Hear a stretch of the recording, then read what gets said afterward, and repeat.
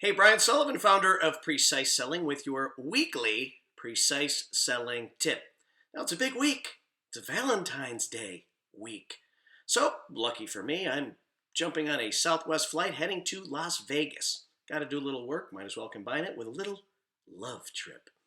Anyway, it reminded me of a trip I took a few years ago where I had to speak to a large healthcare company.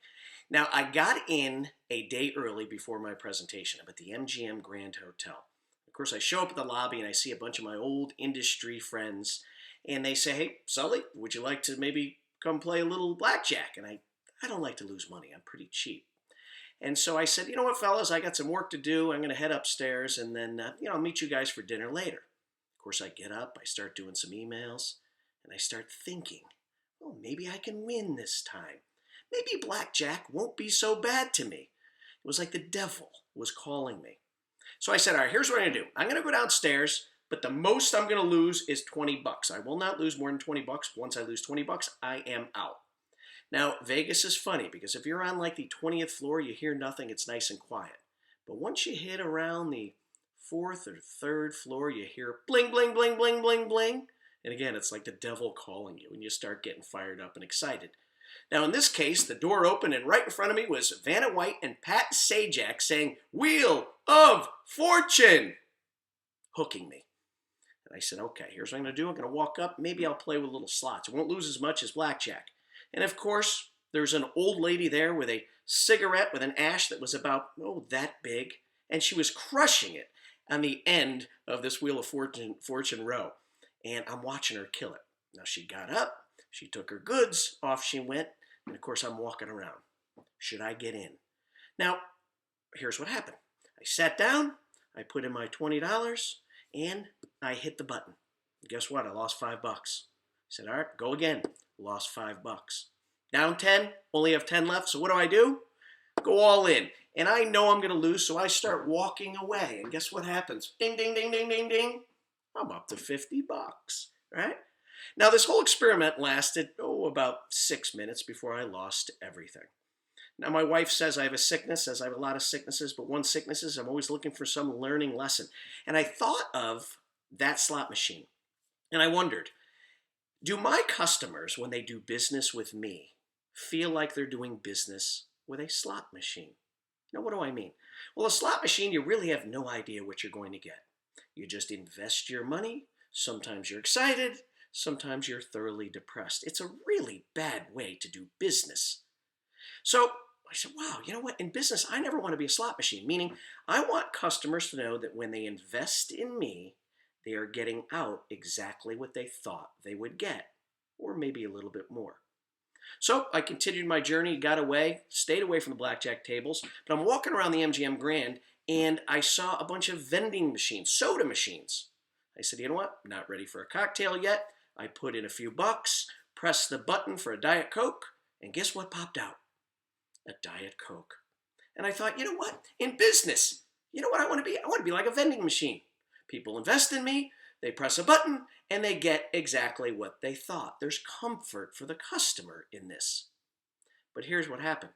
I started walking all around the MGM, and I realized there were a lot of different vending machines, soda machines, that looked exactly the same, had the exact same selection, and cost the same amount. And I thought, well, if I put my money in that machine, I'd get the exact same thing as I'd get from any other machine.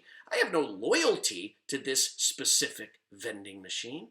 And then I thought, no, in business, it's not good enough to be a vending machine. We can't give the customer the exact same thing as everyone else. We can't look, act, sound, and smell the same for the exact amount of cost. There's no differentiation. And I said, so what would I want to be? You know what I'd want to be? I'd want to be a 5-star vending machine. I'd want to be the type of vending machine where if someone popped up to us, maybe we even looked a little bit of the same, but if someone put their money into my vending machine, my 5-star vending machine, can you imagine if instead of just a Diet Coke popping out, can you imagine if a Frosty mug popped out? Then can you imagine if crushed ice came down into the bottom of that wonderful glass? And then all of a sudden, here comes the Diet Coke.